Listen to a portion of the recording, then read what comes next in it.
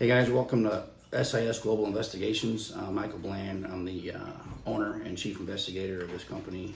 We have been doing investigations for about the last 8 years, and we have now grown this to doing more investigative services and also serving more areas.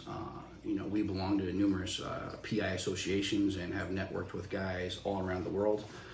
And I have helped on and also done investigations also around the world.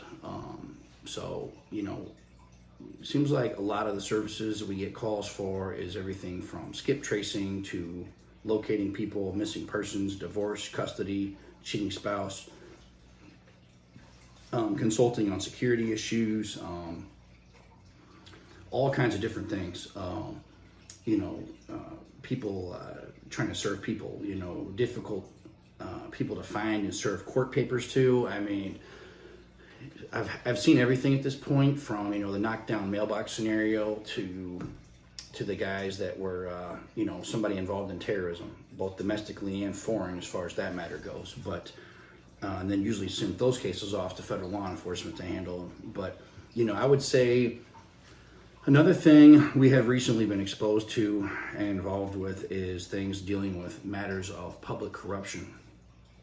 Everything from dirty police, dirty lawyers, dirty judges, dirty politicians, all kinds of different state entities. And there's a lot of that going on. There always has been and there always will. And we have also worked with federal law enforcement on and reported many of those cases as well. That is something I would say it's not something we're new to. I dealt with it in law enforcement for a very long time. As a private investigator, several of those incidents came across our desk, and then it has really beefed up our experience on matters of political or public, campaign corruption, whatever it may involve. But basically, there's so many types of cases out there. I would say the big thing that we get a lot of calls for is going to be like the divorce, the custody, and the cheating, a lot of the family stuff. It's what we have seemed to focus in on or become experts on, is like child custody. A lot of investigators shy away from that type of work due to the nature of it, and it can be very stressful and very tedious and just very hectic. So we have done a lot of these child custody cases, and we have done those in St. Louis and all over the place. But locating people is something that we're also very adept at, and we use a lot of law enforcement grade databases that help give more accurate information than the databases that people seem to purchase online, where they try to buy them much cheaper for like 50 cents or $1 or $5 a search. Just all kinds of ridiculous things I've seen. But some of those, depending on what you use, could be decent. But generally speaking, if it's a serious matter, I tell people then you want to use the kind of stuff that a private investigations company is going to have, where it's law enforcement grade. It's stuff that only we can get. It's stuff the public cannot get access to. And that is obviously for obvious purposes. You're talking about having access to everyone in the United States territories, social security number, date of birth, address, employer, vehicle information, cell phone, and sometimes that information has been misused by people, and it also has even gotten people killed. And that's why, as a private investigation company, you have got to be very ethical and very on top of people calling you to ask for certain things. And if somebody's calling you and asking to look for or find where some young girl lives or where some celebrity lives, obviously major alarm bells should be going off. Or if it's where some politician lives, somebody that is a high profile person. I've had people try to find the address to lawyers, the address to prosecuting attorneys, and those are things that usually end up getting reported to law enforcement. And then within the last year, we even had one of those we found out that was involving law enforcement already and the FBI, because this person was getting threatened, and in fact that person and their whole office was getting threatened, and they were a prosecuting attorney. So that's something that, you know, you got to be very on top of. If you're going to have access to this kind of information, you've got to be very careful who you're dealing with, and you also have to know where this information is going to end up at. When you're selling personal information to other parties, or, you know, reporting on someone's locations, their activities, who they're hanging out with, what they're doing. I would say the most solved case that comes across our desk is cheating spouse type cases. We pretty much blow those out of the park. I will not say how we catch them, but I don't really remember any case. There's only been probably in almost a decade, maybe 2 or 3. And in those cases, we then had to exhaust every measure to try to catch that person cheating. And for whatever reason, they just wouldn't cheat. And, you know, most times when people are cheating, or if there's cheating going on, we pretty much always catch them. You know, every type of case is totally different. If you start getting into cold cases like a murder case or an unsolved missing person, and this thing is 15, 20 years old, and there's no fresh leads to go on, this is something that is very hard to try to work on. It's going to be very expensive, and it's going to be very time consuming. So you may have to open up, you know, taking in fresh leads, meaning hotline phone calls for that, and asking the public for help as well. So there is a lot of moving parts when it comes to investigations, and I think the reason that we are better than a lot of guys is because we have the law enforcement background. There is a lot of private investigators out there that do not have a law enforcement background. They're very good at their job. They're very detailed, very professional, very thorough. But, you know, the thing is when you have those, your mind's wired, you know, over 25 years of doing this, from the time you're 18 to the time you're 46, I mean, and you literally, that's all you know, you're going to be good at this. And that's how it's always happened for me, is this is all I've done my entire life. And I've helped people win custody back of their kids. You know, I have found missing persons, found people that no one else could find, found people wanted for murder. Like I said, developed information on terrorism, a few times on that. Once we were on CNN and New York Times for a case I handled years ago. That was involving a domestic terror group. I think my second year as a PI, we developed information on another gentleman that was supposedly funding terrorism, sent that to the law enforcement, federal law enforcement like Homeland Security, and then I have gotten calls over the years about suspicious deaths, murders, unsolved murders. Like I said, stuff involving law enforcement like corruption, you know, just everything.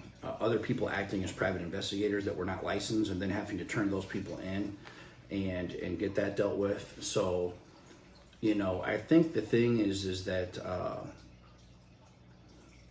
you know, there's so many angles of this, and there's the business aspect of this, there's the marketing aspect, there's the staying up with your training and always bettering yourself, and just staying cutting edge with technology, whether it's crime scene work or just whatever kind of stuff you're involved in doing, but and also staying up on top of the laws and changing laws and different things like that to make sure you're, you know, legally operating in all the states and cities and counties within state and local and federal law. If you're offering, you know, bodyguard services or executive protection stuff, also knowing, keeping up on that training, having the proper training and background, and also making sure you're staying within the laws. If you're traveling with firearms, making sure you are staying within the laws. If you're flying with firearms, maybe for the job or for training, you know, learning how this stuff all works. So there is a lot, you know, and again, I was talking about in another video, you know, I've always seen some people out there that are naturally good at being an investigator with no training. If you can find those rare people, you know, it could be like a diamond in the rough. You could then send them off to professional training and potentially have yourself a very good investigator. You know, everybody does not have to be a cop or FBI agent to be able to be a good detective, but I do believe there's some people that are born into it as well. and some, it's like a lot of things I've learned in life. You know, the only thing I knew I was going to do was be a police officer. And for myself, when I worked in that career my entire life, I did nothing else. So I felt like I was born for this type of work, this investigative mindset, helping people, solving problems, solving cases, solving mysteries, whatever. But you'll find guys like me out there, but you'll find also a lot of guys who are unfortunately, you know, either not licensed or don't know what they're doing and taking people's money, making promises, and basically just a fraud. So, you know, people that really just have no idea how to solve a case. I've talked to people before that have been in this career for 25 years, and they were asking me questions that to me were like very rudimentary type things. They didn't know how to GPS a car, or how to follow a guy, or how to really do anything. You know, they were worried the guy was dangerous. They were watching. They didn't really know how to watch him or do surveillance. But if you've been doing this for 25 years and you can't do that, then something's wrong. So, you know, I've given other people advice. I've helped out companies with internal issues. I've investigated everything from drug trafficking to, you know, white collar crimes to, you know, to just disputes between neighbors. So, I mean, as a private investigator, you would be honestly shocked at the amount of the variety of things that would come across your desk. As a law enforcement officer, I was very micromanaged in the sense of if there was something going on politically or something, I may be being told to, you know, stand down or stay away from that or turn my head. But as a private investigator, and especially when it's your own company, I mean, you have free reign to investigate whatever you want. There's no one micromanaging you or telling you to not take the job or let the bad guy go. There's none of those things I had to deal with in law enforcement. So the fact I've always liked to work and had a work ethic and like to help people, you know, that has done well for me. But, you know, I think the thing too, coming from law enforcement where you're wired to help people, but you're, as a cop, you're getting a steady paycheck. Once you become a private investigator and you own your own business, you know, I see a lot of guys with this savior syndrome where they still want to help the damsel in distress or the woman that comes to you crying or all these scenarios, and they have no money. If you do that, you're now having a hobby, not a business. Again, there's nothing wrong with helping people here and there or giving some free advice, but if this is where a lot of people don't understand this. A lot of people, they just, you know, they don't respect you anyways. If they're your friends and family especially, and they think that this is something that is just, you know, they can get free background checks or free consultations all the time, or get you to do like surveillance or all these crazy things, and they don't want to pay you because you're a friend or a family, then they don't respect you anyways. And I've seen that happen to a lot of business owners over the year, but, you know, you have to charge what you're worth. And we do things basically based on flat fees, and we don't mess with retainers, and we try not to mess with hourly rates. We can, but, you know, it's still going to be a very high hourly rate, and there's going to be a minimum. So by the time you do that, you're going to be right back to pretty much hiring us at the flat rate anyways. So, you know, we do contract on every job, must be signed. There's absolutely no way that we can do any investigations work with our company unless we have a signed contract in hand to legally protect ourselves and our clients. And on that contract, there's numerous stipulations on there that we've also seen and dealt with over the last decade for sure on investigation, on the private investigations part of things. And a lot of those things get into stalking, someone making threats towards someone, you know, someone hiring us, but then simultaneously hiring another investigations company, clients lying to us, throwing us under the bus. All of these things are in this contract, and if any one of these things are violated, the contract is immediately breached. There's no refunds, and that person is then, well, it's tough luck, as they say. So that is something that over years of dealing with people, it's funny because I tell people, I say, you know, unfortunately, it's unfortunate the way it is, but for us, a lot of people think the tough part is solving the cases, and it's never been tough solving the cases. It's always tough dealing with some of the clients, and a lot of people have these unrealistic expectations where, you know, they hire you, but they may want to run the show, but yet they know nothing about investigating. So it turns into this definition of insanity. And when I was younger and more inexperienced and didn't know how to deal with these people, I literally was letting them run the show, and of course it ended up horribly wrong. So that is not even an option. In fact, that is also on the contract. So everything we have had a problem with is now in our terms and conditions, and we emphasize a lot to clients to read that, because you know, we've had people sign off on the contract, hire us, within the first hour they're breaching the contract. So then they ask, well, I didn't know that, and then I have to remind them. That's why I reinforce that you read the contract, because once that is signed and once you have engaged in our services, that's it. The other thing, we used to get really burned up on our time on the phone, meeting with people. Those are not really an option anymore unless that is requested by the client. If they want to request to sit down and meet with us or spend all day on the phone with us, they're going to have to get that scheduled, and they're going to have to pay for that time up front. Because you know, we don't have 8 hours to be on the phone. I've done it before. I did it years ago. I've sat and met with people for 4 hours.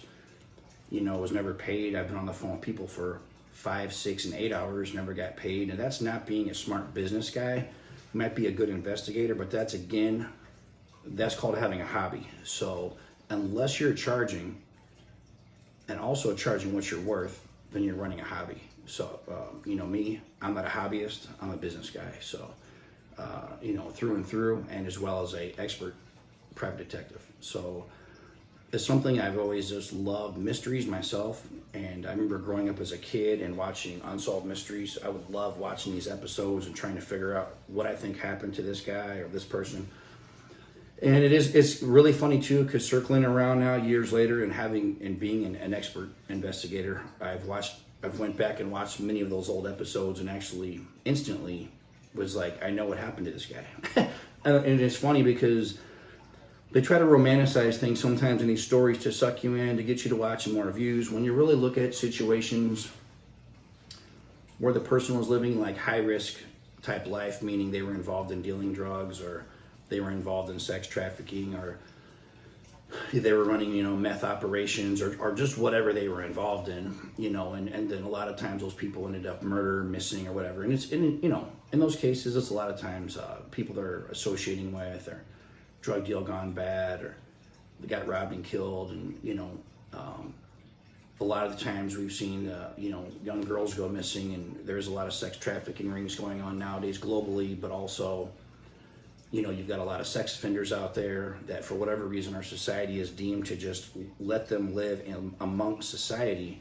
And now you have guys out there that are predators that are, you know, taking these young girls and, you know, unfortunately doing things to them or possibly killing them, and they never see these girls again. So it's something that we have seen a whole gamut from police work and private investigations, you know, to just get a good idea and working knowledge of things. You know, once I lay my eyes on a problem or in a case somebody brings to me, my mind is already going to work on processing this and literally trying to figure out the 20 scenarios that could have happened, or 40 scenarios, or 60 scenarios. But as a good investigator, back when I was a cop, I may have thought of 3 scenarios, but you have to be very open-minded. You'll have people come to you with these outlandish stories, and sometimes they're all true. So you have to, you can't judge people, and you can't tell yourself that this sounds crazy or unbelievable, because many times, and I myself have been in the middle of things that to this day, if I tell my friends and family about, they look at me and they just think this is really, you know, like something out of a movie. So you just really have to be wired for this kind of work. And again, there are people that can do this that have natural investigative ability. And again, I've always said that, you know, women seem to have, out of people I ran into that did not have formal training, very good knack for investigating. and paying attention to detail and just analyzing and breaking things down and dissecting everything. And they're very, once they get their minds on something, they're very good at sticking to it until they figure it out, and having very good discipline as far as that goes. So if you can find people like that, like I said, and you can send them to professional training, you could very well have yourself a very good investigator on your hands. But you just want someone who is not going to have a lot of emotion all the time involved in things, or preferably no emotion, because it clouds your thinking, clouds your judgment, clouds your investigative mindset and abilities to think outside of the box. And you just want to be very good at having this mental checklist of things you go down on any type of crime or crime scene. And that is just, a lot of those are fundamentally old school police work, and that is, knocking on doors, talking to witnesses, checking camera surveillance, checking for physical evidence, fingerprints, blood, DNA, hair, everything, properly storing that evidence, having that evidence examined or forwarding that to law enforcement, not getting in the way of law enforcement's investigations. If you're a private investigator and law enforcement is working on a case, you're doing that case independently. You cannot go walking up in the middle of their murder scene and trampling around, because you will get yourself put in jail. So there are things that you have just got to know. This is not a game. It's not, people always have this stigma of PIs for Magnum PI, of a guy driving around in a Ferrari and wearing, short shorts, and, he's a multimillionaire and has a mansion and a helicopter and just goes around like a wild cowboy and just does whatever he wants. And I would say there's nothing true about any of that. TV always portrays things a certain way, but this job, it is a serious business. There's laws you have to go by. There's ethics you have to go by. You have to remain professional. Have great customer service with people, and just be a personable guy, and also be a trustworthy guy.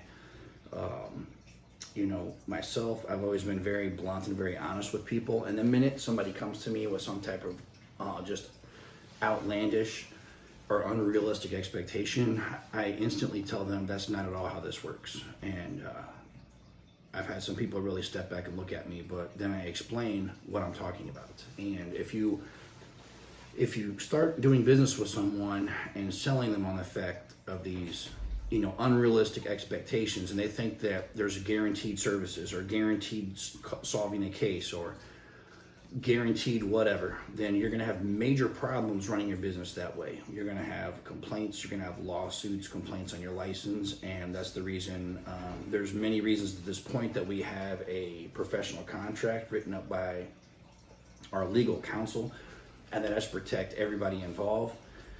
And it's also to make sure that the clients are aware that we're an ethical company and we do abide by the laws. If you come to us and are requesting, criminal things to be done, or we think someone's life is in danger, then obviously it's not going to end well for that person. So they're going to end up under investigation, most likely facing criminal charges. So there's a number of things that can happen, both good and bad, but as long as you're professional, you do things by the book, and treat people the way you want to be treated, and then also do the best at every job you get hired for, people are going to see you're the real deal, and they are going to tell other people about you, and they're most certainly going to always remember you. I know the people that I have caught their husbands cheating, helped them win custody of their kids, and all these things, that they're never going to forget that. And they have I was like their hero for that day, week, month, year, whatever. So that is something that's a good feeling there. If you help somebody out on, of course, you get your people that think that you are some type of fraud or scam if you do not solve the case. And those are the people that just have these unrealistic expectations. And the thing is with that is that they just, for whatever reason, have seen things on TV a certain way, and they've just been programmed to think that that's just the way it works, and they're just not able are willing to be realistic. And many times those people, there's just no way of, getting through to them anyways. And you just have to learn how to, to navigate with those people. And then there's many cases and there's many clients that we also turn down. When we were starting out, we were more desperate years ago, wasn't able to really turn down anyone. And it also ended in a lot of heartache. So now that we're more established, can be more picky on who you're helping. So again, Mike Bland, SIS Global Investigations. You can check us out our website, Facebook, email or call us, and we'll get you guys taken care of. All right, guys. Thanks for watching.